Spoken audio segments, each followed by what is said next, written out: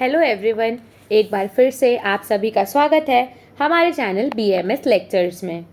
तो चलिए आज का वीडियो स्टार्ट करते हैं। आज हम पढ़ेंगे विशेष विज्ञानीय। स्टार्ट करने से पहले अगर आप हमारे चैनल पर नए हैं तो इस चैनल से जुड़ने के लिए हमारे चैनल को सब्सक्राइब करें और बेल आइकन को दबाना ना भूलें। तो चलिए स्टार्ट करते हैं विशेष विज्ञानीय। सबसे पहले देखिए विशेष का परिचय बताया गया है।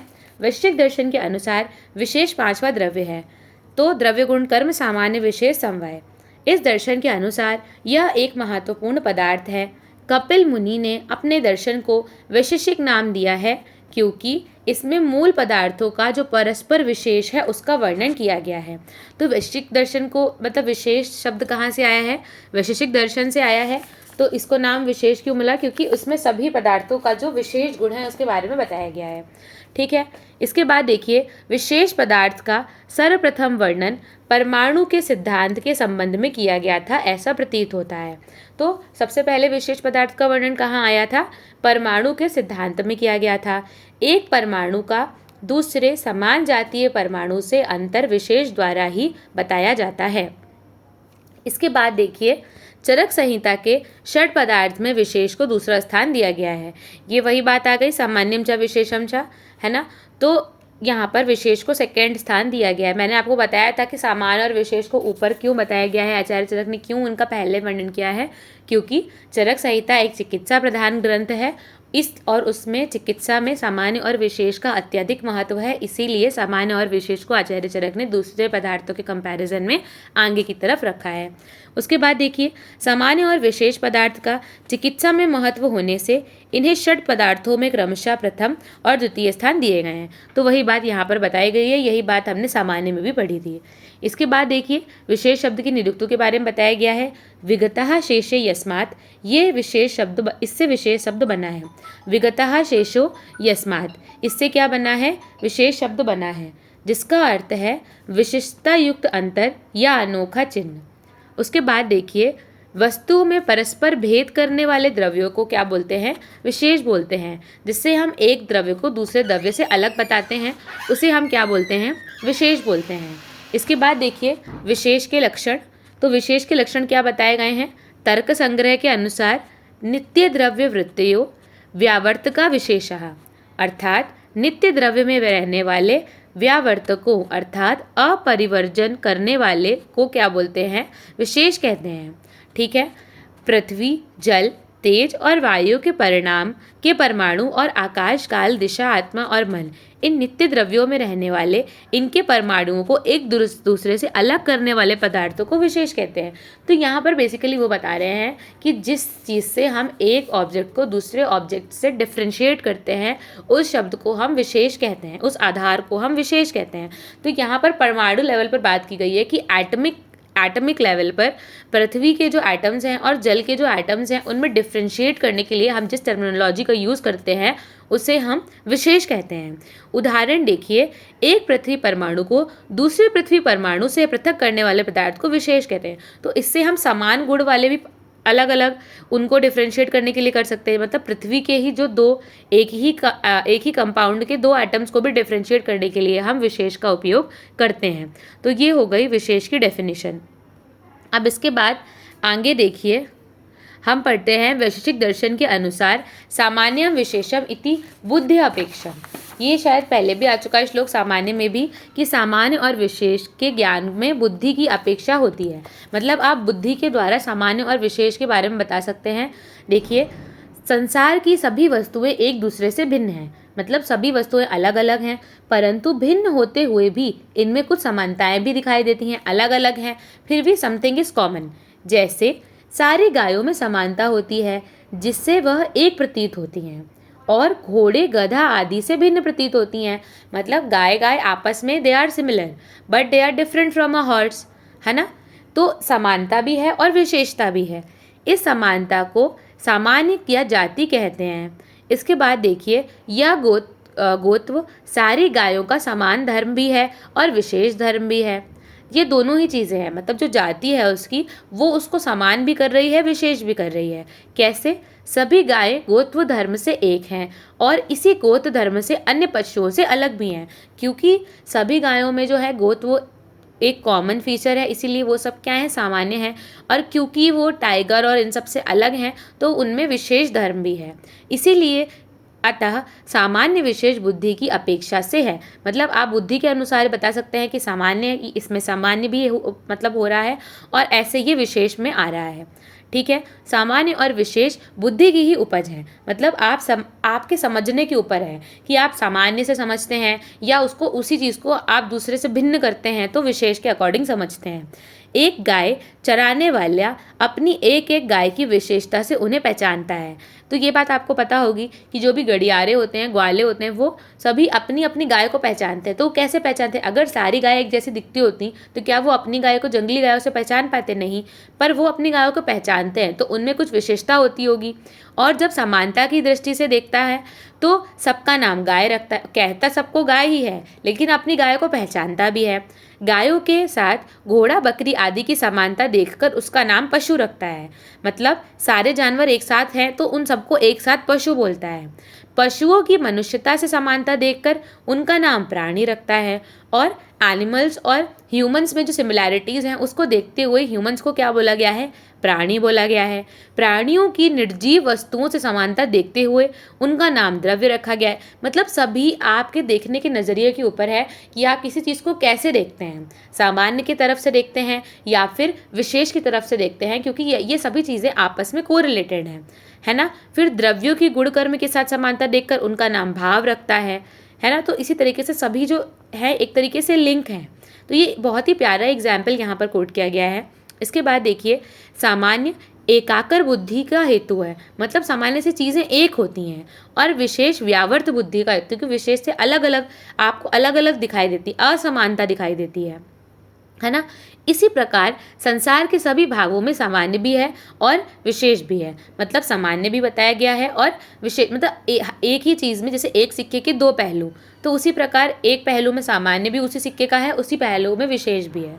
ठीक है, इसके बाद देखिए, अन्यत्र अंत्य विशेष कहा गया है। ये वाली बात इंपॉर्टेंट है, आपको समझना होगा कि अंत्य विशेष क्या होता है। तो नीचे देखिए, गाय को घोड़ों से अलग करने वाली उसकी गोत्व जाति है ना। गाय गाय है और घोड़े से वो क्यों अलग है? क्योंकि वो गोत्व जाति से बिलोंग करती है। और एक गाय को दूसरी गाय से अलग करने वाली उसकी आकृति है।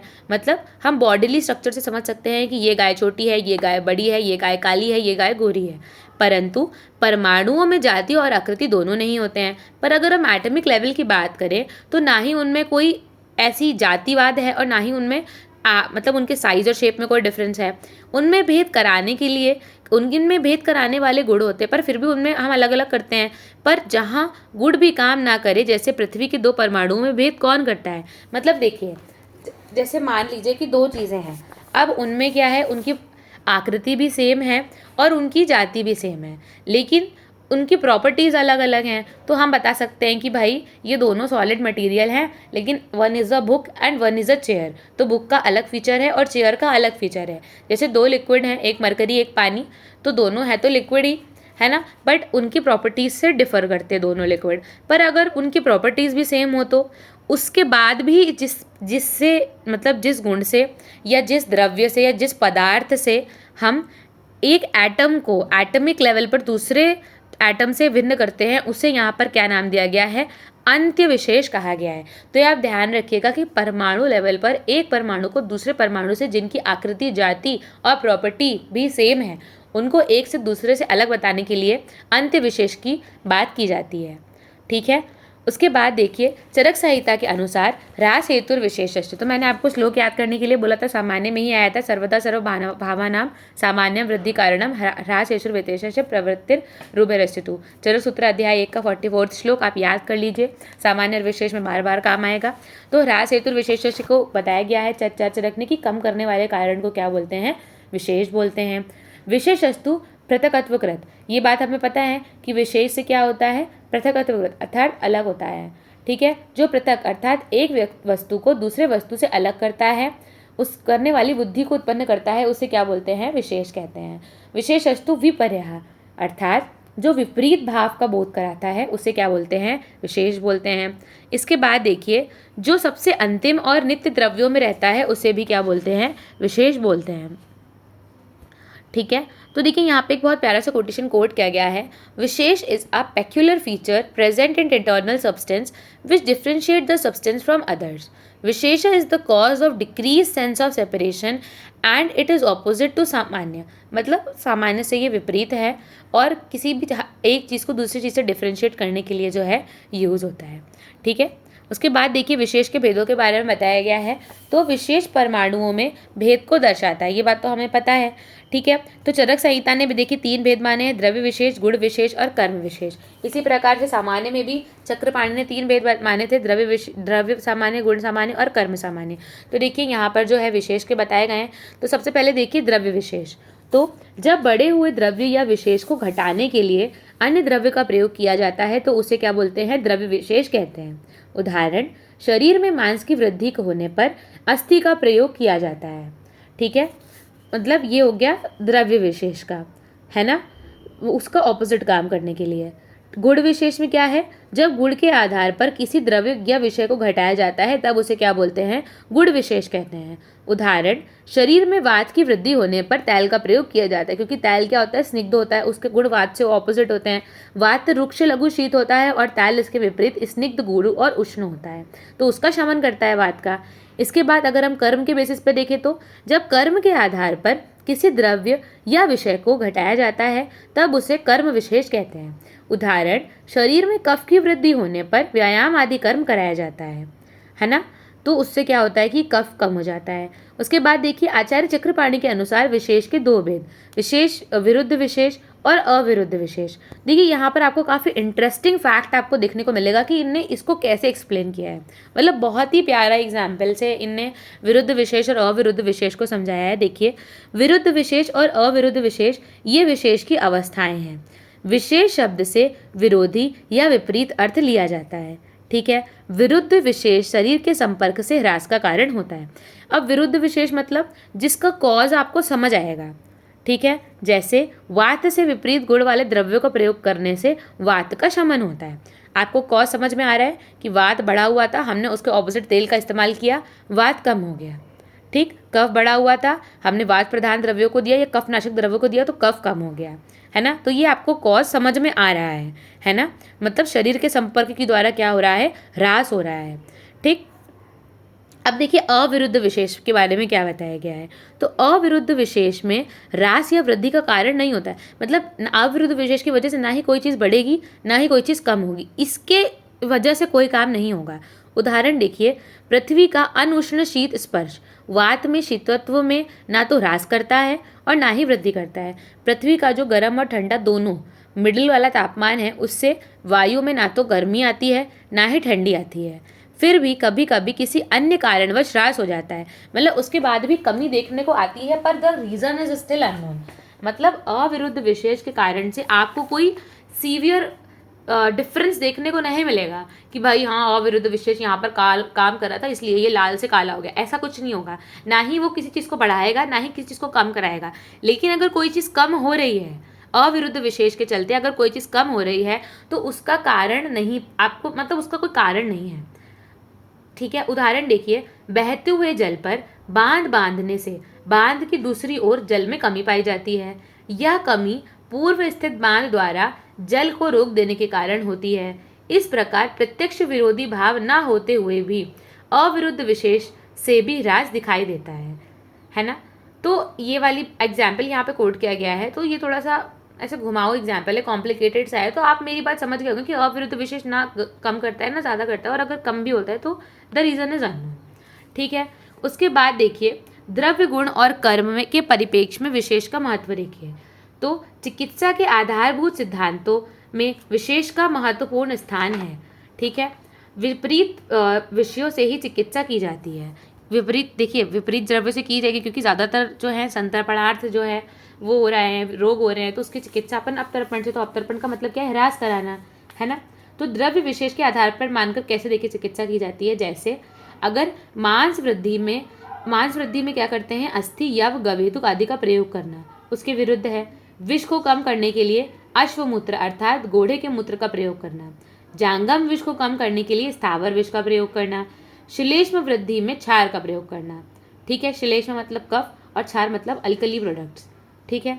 इसके बाद देखिए गुड़ विशेष के आधार पर अगर हम माने तो कफ वृद्धि में श्लेष्म विपरीत गुड़ युक्त मधु का प्रयोग करना। उसके बाद अगर हम कर्म के विशेष पर माने, कर्म विशेष को आधार मानकर करें तो कफ वृद्धि में व्यायाम करना, वात वृद्धि में शयन करना। तो मतलब ये सब क्या दर्शा रहा है, उसमें राज दिखा रहा है, किसी भी एक चीज़ में राज दिखा रहा है। उससे ये मतलब ये प्रूव हो रहा है कि भाई किस प्रकार से जो है द्रव्य विशेष, गुण विशेष और कर्म विशेष अपना कर्म करते हैं।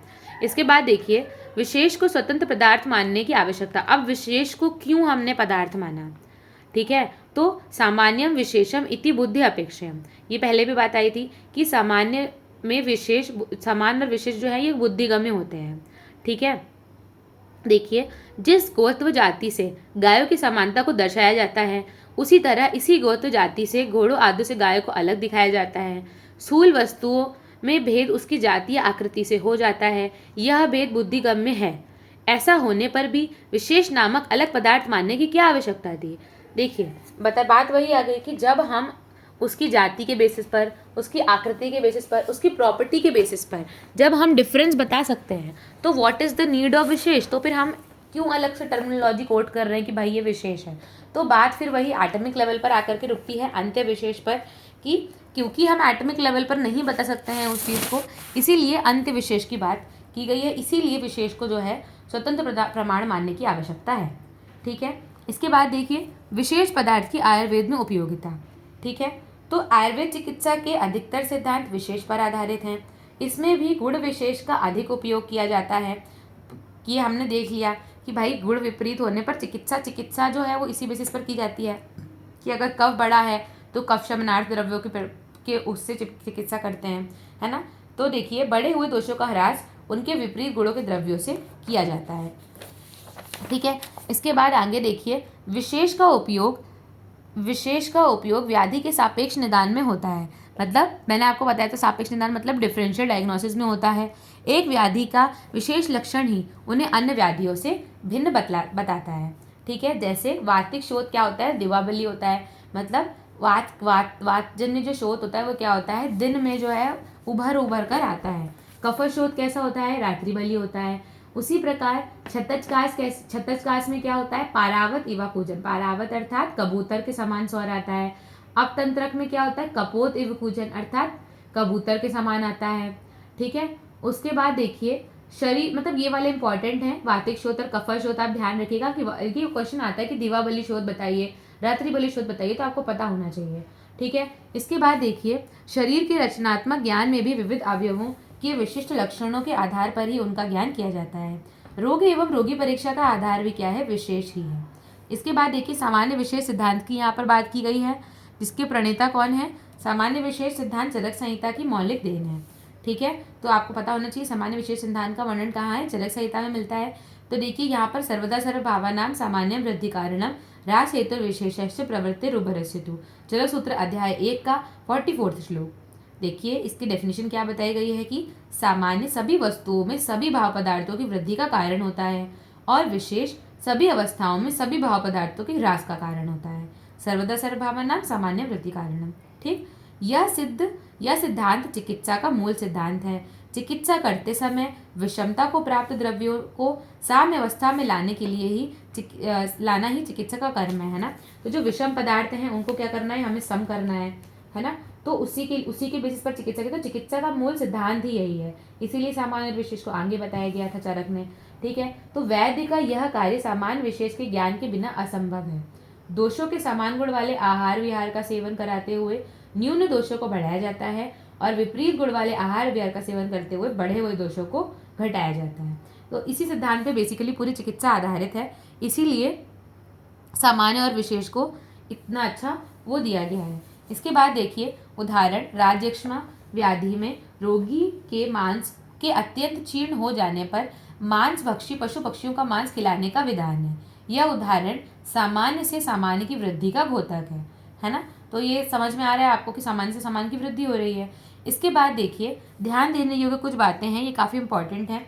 देखिए सामान्य और विशेष स्वयं किसी की वृद्धि या ह्रास नहीं कराते हैं, अपितु जिनमें सामान्य या विशेष होते हैं ऐसे द्रव्यादि ही वृद्धि और ह्रास के कारण होते हैं। मतलब ऐसा नहीं है कि सामान्य खुद काम कर रहा है, मतलब आप समझ रहे हैं, क्योंकि मधु और शुक्र के गुण समान हैं इसलिए मधु खाने से शुक्र में वर्धन होता है। ऐसा नहीं है कि सामान्य अलग से सामान्य जैसे कोई सामान है कि जब तक ये इंग्रेडिएंट नहीं होगा तब तक दाल नहीं गलेगी, ऐसा नहीं है। क्योंकि उन दोनों द्रव्यों में सेम गुण हैं इसीलिए वो सामान्य से काम करने की वजह से वो बढ़ रहा है। ठीक है। सामान्य वृद्धि तभी संभव है जब उसके विरोधी कारण का अभाव हो।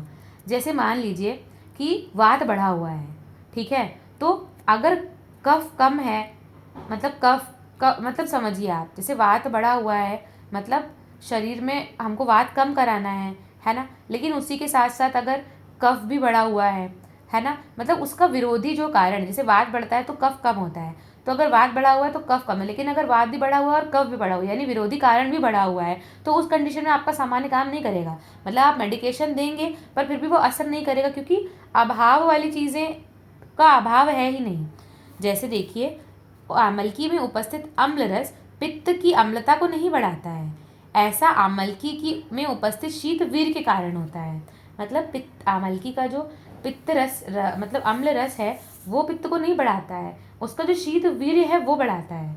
इसी प्रकार द्रव्यों का त्रिदोष हर प्रभाव भी जानना चाहिए, इस प्रकार विशेष के संदर्भ में भी जानना चाहिए। मंदक दधि, जैसे ये वाले एग्जाम्पल से देखिए आपको समझ आएगा कि मंदक दधि निकुच आदि में स्निग्ध आदि वात विरुद्ध गुण होते हैं, फिर भी वो द्रव्य के अपत्य प्रभाव होने से क्या होता है, वाशम, मतलब द्रव्य का जो नेचर है क्योंकि वो अभिसंधि ही है, इसलिए आप दधि भले ठंडा होता है लेकिन अगर आप उसको लेंगे तो उसके जो है वात शामक जो है वो काम नहीं करेगा, वो अभिसंधि ही होगा, वो अपत्य ही होगा। मतलब कई चीज़ें आप आगे पढ़ेंगे कि कई चीज़ें उनमें द्रव्य गुण मतलब रस वेर विपाक सब सही होता है लेकिन फिर भी वो प्रभाव से दूसरा काम करते हैं, मतलब जैसा उनको करना चाहिए वैसा वो कार्य नहीं करते हैं। तो ज़रूरी नहीं है कि हमेशा सामान्य से वृद्धि ही करवाएं। उसके बाद देखिए, सामान्य वृद्धि का कारण है परंतु सामान्य ही वृद्धि का कारण है ऐसा नहीं है।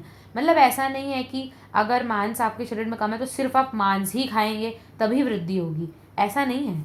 मतलब किसी और कारण से भी वृद्धि हो सकती है, मान लीजिए मसल कमज़ोर है तो आप एक्सरसाइज करें उससे भी वृद्धि हो सकती है, तो ये तो सामान्य से वृद्धि नहीं हुई, ये तो अन्य कारण से वृद्धि हुई, आपने कर्म किया उससे वृद्धि हुई। तो ज़रूरी नहीं है कि हमेशा वृद्धि का कारण क्या है, सामान्य ही हो। तो ये कुछ ध्यान देने योग्य बातें थी। इसका वैसे एग्जाम पॉइंट ऑफ व्यू से ऐसा कुछ खास इंपॉर्टेंस नहीं है पर मतलब मुझे थोड़ा आपके लिए इंपॉर्टेंट लगा इसलिए मैंने बता दिया। उसके बाद देखिए, प्रवृत्ति उभयस्य तु, इस शब्द का क्या अर्थ देखिए बताया गया है। तो प्रवृत्ति उभयस्य तु में उभय से सामान्य और विशेष दोनों का ग्रहण किया गया है। प्रवृत्ति का अर्थ है शरीर से संबंध स्थापित करना, ठीक है। जब तक द्रव्यादि का शरीर से संबंध स्थापित नहीं होगा तब तक व्यक्ति द्रव्यों का प्रयोग नहीं कर सकता है। जैसे देखिए, हमारा शरीर पंचभूतात्मक है और सभी द्रव्य पंचभूतात्मक है, इसीलिए जो बाहर के द्रव्य हैं उनका असर हमारी बॉडी पर होता है ना। इसका क्या अर्थ हुआ कि जब तक कोई चीज़ को हम हमारी प्रकृति से जोड़ेंगे नहीं, है ना, जब तक हम उससे शरीर से एक संबंध नहीं स्थापित करेंगे तब तक वो हमारे ऊपर प्रभाव नहीं डालेगी, है ना। तो वही बात यहाँ पर करी गई है कि शरीर से संबंधित न रहने पर सामान्य और विशेष जो हैं वो कार्य नहीं करते हैं। मतलब सामान्य और विशेष तभी तक काम करेंगे जब तक शरीर से वो जुड़े हुए हैं, जब तक उनका संबंध स्थापित है ना। तू शब्द अवधारण यानी निश्चयात्मक अर्थ में लिया गया है। सामान्य और विशेष की प्रवृत्ति एक ही साथ होती है, केवल सामान्य से ही के ही प्रयोग से धातु की वृद्धि होना की वृद्धि होकर विषमता उत्पन्न होगी। इसी तरह केवल विशेष के प्रयोग से क्या होगा, धातुओं का क्षय होकर विषमता निर्माण होगी। दोनों द्रव्यों के एक साथ उपयोग से धातुओं में साम्यता उत्पन्न होगी। मतलब ऐसा नहीं है कि सिर्फ आपको सामान्य ही चाहिए, ऐसा भी नहीं कि सिर्फ आपको विशेष ही चाहिए। जैसे मान लीजिए कोई कृष व्यक्ति है, ठीक है, उसका बल बढ़ाना है तो हम उसे अच्छा मांस और सब कुछ मतलब प्रोटीन डाइट वगैरह हम खिला रहे हैं। अगर हम कोई स्टॉप नहीं लगाएंगे तो वो बंदा तो ओबेस हो जाएगा एक टाइम के बाद, है ना। तो इसीलिए एक टाइम के बाद ह्रास कराना भी ज़रूरी है कि ये नहीं कि उपयोग करते ही जा रहे हैं, है ना। तो इसीलिए दोनों का बैलेंस ही क्या करता है, आपको जो है धातुओं में साम्यता लाता है। इसके बाद देखिए, सामान्य वृद्धि का कारण है और विशेष ह्रास का कारण है। उदाहरण, 5 ब्राह्मणों में 1 ब्राह्मण आ जाने से ब्राह्मणत्व समान होने से 6 ब्राह्मण हो जाते हैं। यदि 1 क्षत्रिय आ जाए तो क्षत्रिय ब्राह्मणत्व से विशेष होने से ब्राह्मणों की संख्या में वृद्धि नहीं होती, अपितु 5 ब्राह्मण और 1 क्षत्रिय ऐसी संख्या होती है। जैसे जब 5 ब्राह्मण आपके यहाँ खाने आए तो उनकी कम्युनिटी आई तो हम उनकी जाति के हिसाब से मानेंगे कि भाई पूरा ब्राह्मणत्व आ गया। लेकिन अगर 5 ब्राह्मण और 1 क्षत्रिय है तो क्षत्रिय को हम अलग काउंट करेंगे। क्यों? क्योंकि वो सेम जाति का नहीं है ना, वो भिन्न जाति का है। ठीक है। उसके बाद देखिए सामान्य विशेष सिद्धांत की आयुर्वेद में उपयोगिता। ठीक है, तो आयुर्वेद के प्रयोजन में उपयोगिता क्या है? धातु साम्य क्रिया चोक्ता तंत्रस्राय प्रयोजनम। ठीक है, आपको आयुर्वेद का प्रयोजन पता होगा। तो देखिए धातुओं की विषमता को विकार कहा गया है ना, यानी डिसीज कहा गया है। धातुओं का बढ़ना या घटना विषमता कहलाता है। बढ़े हुए या घटे हुए धातुओं को या दोषों को समावस्था में लाने का कार्य सामान्य विशेष सिद्धांत पर ही आधारित है। ये बात हम बार बार पूरे चैप्टर में यही बात कही गई है। ठीक है, चिकित्सा में उपयोगिता क्या है? तो आयुर्वेदीय चिकित्सा का आधार ही सामान्य विशेष सिद्धांत है। संतर्पण जन्य व्याधियों में धातुओं से विशेष द्रव्य से चिकित्सा की जाती है और अवतर्पण जन्य व्याधियों में सामान्य से चिकित्सा की जाती है। तो ये बात भी मैं आपको पहले बता चुकी हूँ, है ना। उसके बाद देखिए पथ्य अपत्य निर्धारण की बात की गई है। तो पथ्य अपत्य निर्धारण का आधार भी क्या है? सामान्य विशेष ही है कि भाई रोगी के बढ़े हुए दोषों में समान गुण वाले आहार विहार और उसके लिए अपत्य हैं, और विपरीत गुण वाले आहार विहार क्या है? पथ्य हैं। जैसे ओबेस कोई पेशेंट है तो उसके लिए स्निग्ध वाला क्या है? अपत्य आहार है। और अगर कोई जो द्रव्य उसके लिए बॉडी में ज़्यादा वेट उसका गेन ना करें वो उसके लिए क्या है? पथ्य हैं। तो वो मतलब विपरीत गुणधर्मी हो गए, है ना। तो इस तरीके से पथ्य अपत्य निर्धारण में भी हम सामान्य और विशेष का इस्तेमाल करते हैं। उसके बाद देखिए दोनों दोषों के समान गुण और धातुओं के विपरीत गुण के आहार विहार स्रोतसों को दूषित करने वाले होते हैं। ठीक है, इसके बाद देखिए सिमिलैरिटीज और डिफरेंस की बात की गई है। तो सामान्य और विशेष में साधारण में क्या है? तो सामान्य और विशेष दोनों नित्य हैं, दोनों भाव पदार्थ हैं, दोनों का संबंध द्रव्य गुण और कर्म से होता है और दोनों बुद्धिगम्य हैं। तो ये चारों पॉइंट आपको पता है। और इनमें वैधर्म देख लीजिए कि सामान्य क्या है? यह एक जाति का बोध कराता है, और विशेष क्या है? यह एक व्यक्ति का बोध कराता है ना, डिफ्रेंशिएट करता है। यह एकत्व का घोतक है और विशेष क्या है? पृथकत्व का घोतक है। सामान्य क्या है? वृद्धि का कारण, विशेष क्या है? ह्रास का कारण। सामान्य क्या है? तुल्यार्थता का बोधक है और विशेष क्या है? अतुल्यार्थता का बोधक है ना। यह अनेक में पाया जाता है सामान्य, और विशेष क्या है कि यह एक में पाया जाता है ना, मतलब अलग अलग है क्योंकि इंडिविजुअल प्रॉपर्टी है। उसके बाद देखिए सामान्य एक होता है और विशेष क्या होता है? असंख्य होता है। ठीक है दोस्तों, आई होप आप सभी को हमारी ये वीडियो पसंद आई हो। अगर आपको कोई भी डाउट हो तो कमेंट करके ज़रूर बताएं, and please like share and subscribe my video. Thank you so much. अब हम मिलते हैं नेक्स्ट वीडियो में।